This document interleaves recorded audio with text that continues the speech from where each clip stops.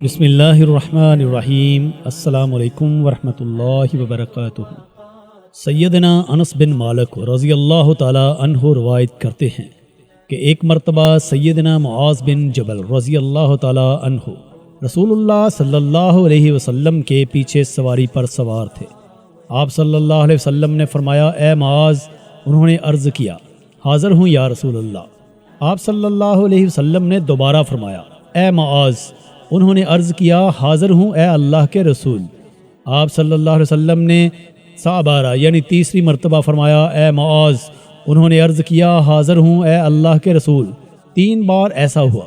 اس کے بعد آپ صلی اللہ علیہ وسلم نے فرمایا کہ جو شخص سچے دل سے اس بات کی گواہی دے کہ اللہ کے سوا کوئی معبود نہیں ہے اور محمد صلی اللہ علیہ وسلم اللہ کے سچے رسول ہیں، اللہ تعالیٰ اس کو دوزخ کی آگ پر حرام کر دیتا ہے۔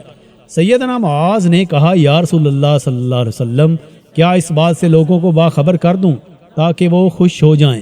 آپ صلی اللہ علیہ وسلم نے فرمایا، اگر تم یہ خبر سناؤ گے تو لوگ اس پر بھروسہ کر بیٹھیں گے اور عمل چھوڑ دیں گے۔ سیدنا معاذ رضی اللہ تعالی عنہ نے انتقال کے وقت یہ حدیث اس خیال سے بیان فرما دی کہ کہیں حدیث رسول چھپانے کے گناہ پر ان سے آخرت میں مواخذہ نہ ہو۔